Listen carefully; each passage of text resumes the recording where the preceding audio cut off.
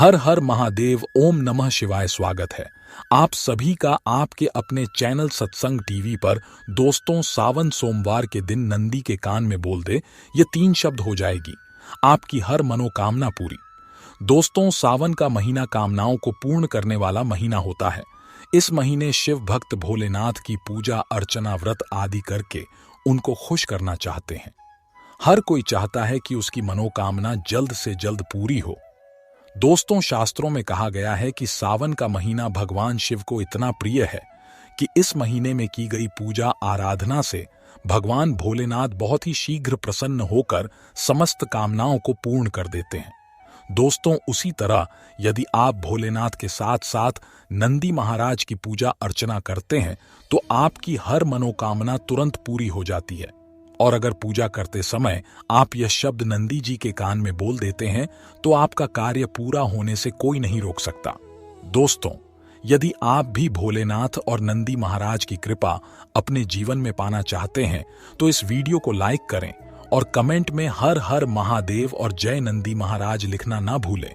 दोस्तों, भगवान शिव के सबसे प्रिय गणों में से एक हैं नंदी। नंदी जी कैलाश पर्वत के द्वारपाल भी है। आप सभी ने देखा होगा किसी मंदिर में शिवलिंग के सामने कुछ दूरी पर नंदी जी विराजमान रहते हैं। कई लोग मंदिर जाते हैं तो नंदी के कानों में अपनी मनोकामना बोलते हैं।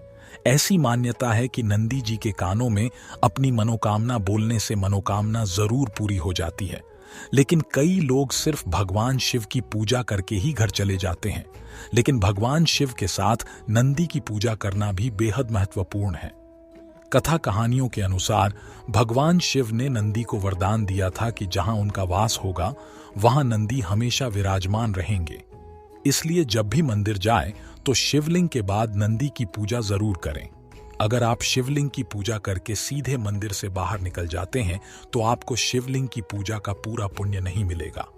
दोस्तों, शिव मंदिर में पूजा पाठ करने के बाद भक्तगण वहां पर विराजित नंदी जी की पूजा करने के साथ उनके कान में अपनी मनोकामना कहते हैं। शास्त्रों के अनुसार माना जाता है कि शिव जी अधिकतर समय तपस्या में लीन रहते हैं। ऐसे में नंदी जी ही वहीं पर तैनात रहते हैं जिससे कोई भी उनकी तपस्या पर विघ्न न डाल सके। ऐसे में जो भी भक्त भगवान शंकर से अपनी कामना कहना चाहते हैं वह लोग नंदी जी से अपनी मनोकामना को कह देते हैं, जिससे वह भगवान शिव तक पहुंच जाती है। इसी के कारण नंदी जी के कान में अपनी कामना कहने की परंपरा सदियों से चली आ रही है।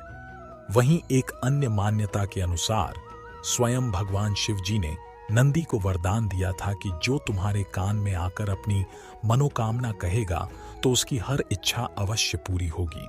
दोस्तों, शास्त्रों के अनुसार नंदी के कान में कोई भी मनोकामना कहने से पहले ओम शब्द बोलना चाहिए।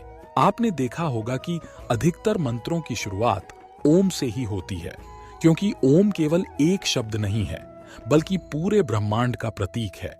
इसके साथ साथ ओम सभी देवी देवताओं का भी प्रतीक माना जाता है।